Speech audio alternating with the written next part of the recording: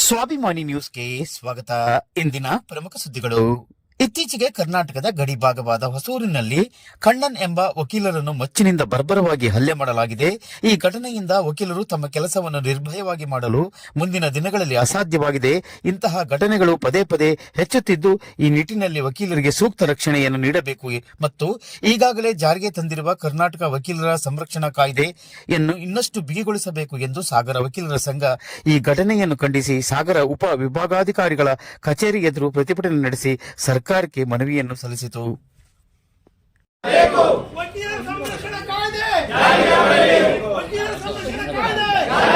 ವಕೀಲರ ಮೇಲೆ ತೀವ್ರವಾದ ಒಂದು ಹಲ್ಲೆ ಆಗಿದೆ. ಅವರು ಒಂದು ಚಿಂತಾಜನಕ ಸ್ಥಿತಿಯಲ್ಲಿದ್ದಾರೆ. ಆ ಹಲ್ಲೆಯನ್ನು ಖಂಡಿಸಿ ಸಾಗರ ಬಾರ್ ಅಸೋಸಿಯೇಷನ್ ಇಂದ ಈ ದಿವಸ ನಾವು ನ್ಯಾಯಾಲಯದ ಹೊರಟಿದ್ದೇವೆ. ಈ ಸಂದರ್ಭದಲ್ಲಿ ವಕೀಲರ ಮೂಲಕ ನಾವೆಲ್ಲರೂ ಕೂಡ ಅದರಲ್ಲೂ ನಾವು ಸಾರ್ವಜನಿಕ ಕೆಲಸ ಮಾಡ್ತಕ್ಕಂಥ ಹೆದರಬೇಕಾಗಿದೆ. ಇನ್ನೊಂದು ಯಾರು ಧೈರ್ಯವಾಗಿ ಮುನ್ನುಗ್ಗಿ ಹೋಗ್ತಾರೆ ಅವ್ರನ್ನ ಟಾರ್ಗೆಟ್ ಮಾಡ್ತಾರೆ. ಆ ರೀತಿಯಲ್ಲಿ ಇವತ್ತು ಅಲ್ಲೇ ನಡೆದಿದೆ. ಹಾಗಾಗಿ ನಾನು ಹೇಳೋದಿಷ್ಟೇ, ಈಗಾಗಲೇ ವಕೀಲರ ಸಂರಕ್ಷಣೆ ಕಾಯ್ದೆ ಕರ್ನಾಟಕ ಜಾರಿಗೆ ತಂದಿದೆ. ಅದು ಹಲ್ಲಿಲ್ಲದೆ ಇರೋ ಹಾವು ಅಲ್ಲಿ ಏನ್ ಡೆಫಿನೇಷನ್ ಕೊಡಿದ್ದಾರೆ ರಿಲೇಟೆಡ್ ಟು ಇಸ್ ಕೇಸ್. ಆ ಕೇಸಿನ ಸಂಬಂಧಪಟ್ಟ ಏನಾದರೂ ಒಂದು ಈ ಘಟನೆ ನಿರ್ವಹಿಸಬೇಕಾದ್ರೆ ಯಾವುದೇ ರೀತಿ ಹಲ್ಲೆ ಆದ್ರೂ ಕೂಡ ಆ ಒಂದು ಪ್ರೊಟೆಕ್ಷನ್ ಕಾಯ್ದೆ ಕೆಳಗಡೆ ರಕ್ಷಣೆ ಕೊಡಬೇಕು.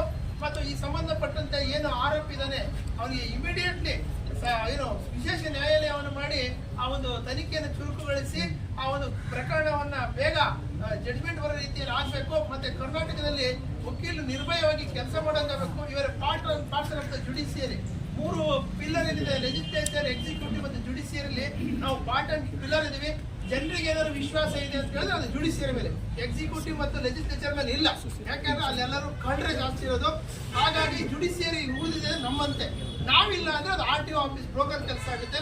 ಹಾಗಾಗಿ ಇವತ್ತು ಜುಡಿಷಿಯರಿಯಿಂದ ನ್ಯಾಯಾಧೀಶ ಏನು ನ್ಯಾಯದಾನ ಆಗ್ಬೇಕು ಅಂದ್ರೆ ವಕೀಲರು ಮುಖ್ಯ ಪಾತ್ರ ವಹಿಸ್ತಾರೆ. ಎರಡು ಕಡೆ ವಕೀಲರು ವಾದ ವಿವಾದ ಮತ್ತು ಒಬ್ಬರು ತಪ್ಪನ್ನು ಒಬ್ಬರು ಎತ್ತಿ ಹೇಳೋ ಮೂಲಕ ಯಾವುದೇ ರೀತಿಯಾದ ಲೋಪ ಆಗದ ರೀತಿಯಲ್ಲಿ ಭಾರತ ಸಂವಿಧಾನ ಮತ್ತು ಕಾನೂನು ರಕ್ಷಣೆ ಆಗಿರತಕ್ಕಂಥದ್ದು ವಕೀಲರ ಮೂಲಕ. ಹಾಗೂ ಈ ಪ್ರಜಾಪ್ರಭುತ್ವದ 4ನೇ ಪಿಲ್ಲರ್ ಅಂತ ನೀವೇನು ಪತ್ರ ಕರ್ತಿದ್ರೆ ನಿಷ್ಪಕ್ಷಪಾತವಾದ ವರದಿಯನ್ನು ಮಾಡ್ತಕ್ಕಂಥದ್ದು ಜನರಿಗೆ ವಿಷಯ ತಿಳಿಸ್ತಕ್ಕಂಥದ್ದು ನಿಮ್ಮ ಕರ್ತವ್ಯ. ಹಾಗಾಗಿ ನಾನು ಹೇಳಿದಿಷ್ಟೇ, ವಕೀಲ ಸಂರಕ್ಷಣೆ ಕಾಯ್ದೆ ಜಾರಿ ಬರಬೇಕು. ಭಾರತ ಸಂವಿಧಾನ ಮತ್ತು ಕಾನೂನು ಲಾ ಅಂಡ್ ಆರ್ಡರ್ ಉಳಿಬೇಕು ಅಂದ್ರೆ ವಕೀಲರ ಪಾತ್ರ ಮಹತ್ವ, ವಕೀಲರ ರಕ್ಷಣೆ ಬೇಕೇ ಬೇಕು. ಈ ಒಂದು ಅವಕಾಶಕ್ಕೆ ಧನ್ಯವಾದಗಳು. ಪತ್ರಿಕೆಯಲ್ಲೂ ಕೂಡ ಬಂದಿದೆ. ಮಾರಣಾಂತಿಕವಾದ ಒಂದು ಹಲ್ಲೆ ಆಗಿ ಅವರು ಅಳಿವುಳಿವಿನ ಸ್ಥಿತಿಯಲ್ಲಿ ಇದ್ದಾರೆ. ಅದು ಎಲ್ಲಿ ನಡೆದಿದೆ ಆ ಘಟನೆ ಅಂತಂದ್ರೆ ನ್ಯಾಯಾಲಯ, ಪೊಲೀಸ್ ಠಾಣೆ ಮತ್ತು ಮತ್ತೊಂದು ಯಾವುದೋ ಒಂದು ಕಚೇರಿ ಎದುರುಗಡೆ ಆ ಸಮ್ಮುಖದಲ್ಲೇ ನಡೆದಿದೆ. ನಾನು ಟಿವಿಯಲ್ಲಿ ನೋಡಿದಾಗ ಆ ಸ್ಥಳಕ್ಕೆ ನ್ಯಾಯಾಧೀಶರು ಕೂಡ ಬಂದಿದ್ರು ಆ ಸಂದರ್ಭದಲ್ಲಿ. ಅಂದ್ರೆ ಸಾರ್ವಜನಿಕರಿಗೆ ಈ ವಕೀಲರು ಹೇಳ್ತಕ್ಕಂಥವ್ರು ವಿಶೇಷವಾಗಿ ಒಂದು ನ್ಯಾಯಾಂಗದ ಇಲ್ಲಿ ಭಾಗಿಯಾಗಿ ಕರ್ತವ್ಯ ನಿರ್ವಹಿಸ್ತಾರೆ ಹೇಳ್ತಕ್ಕಂಥ ಒಂದು ಭಯವೇ ಇಲ್ಲ. ವಕೀಲರು ನಿರ್ಭಯವಾಗಿ ಕೆಲಸ ಮಾಡ್ತಕ್ಕಂಥ ವಾತಾವರಣ ಹೊರಟು ಹೋಗ್ತಕ್ಕಂಥ ಕಾಲ ಸನ್ನಿಹಿತ ಆಗ್ತಾ ಇದೆ ಅಂತ ನನಗೆ ಅನಿಸ್ತಾ ಇದೆ. ಈಗಾಗಲೇ ಪ್ರವೀಣ್ ರವರು ಹೇಳಿದಾಗೆ ನಮ್ಮ ಕರ್ನಾಟಕ ರಾಜ್ಯ ಸರ್ಕಾರ ವಕೀಲರ ಸಂರಕ್ಷಣಾ ಕಾಯ್ದೆಯನ್ನ ಜಾರಿಗೆ ಕೊಟ್ಟಿದೆ. ಆದ್ರೆ ಅದು ಅಷ್ಟು ಬಿಗಿಯಾಗಿಲ್ಲ. ಇವತ್ತು ಅದು ಬಿಗಿಯಾಗಿದ್ದಿದ್ರೆ ಈ ರೀತಿ ಘಟನೆಗಳಿಗೆ ಅವಕಾಶ ಆಗ್ತಿರ್ಲಿಲ್ಲ ಅಂತ ನನಗೆ ಅನಿಸ್ತದೆ.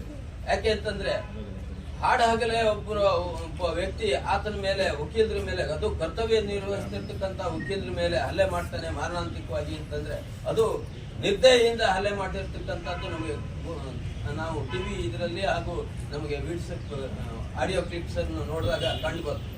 ಹಾಗಾಗಿ ನಾನು ಹೇಳ್ತಕ್ಕಂಥದ್ದು ಇಷ್ಟೇ, ಮುಂದಿನ ದಿನಮಾನಗಳಲ್ಲಿ ನಾವು ವಕೀಲರು, ನಾವು ಜನಸಾಮಾನ್ಯರ ಕಷ್ಟ ಸುಖಗಳಿಗೆ ಹಾಗೂ ಅವರಿಗೆ ನ್ಯಾಯ ದೊರಕಿಸ್ತಕ್ಕಂಥ ಒಂದು ಸನ್ನಿವೇಶದಲ್ಲಿ ನಾವು ಒಂದು ಜವಾಬ್ದಾರಿಯುತವಾಗಿ ಕೆಲಸ ಮಾಡಲಿಕ್ಕೆ ಈ ರೀತಿ ಒಂದು ಭಯದ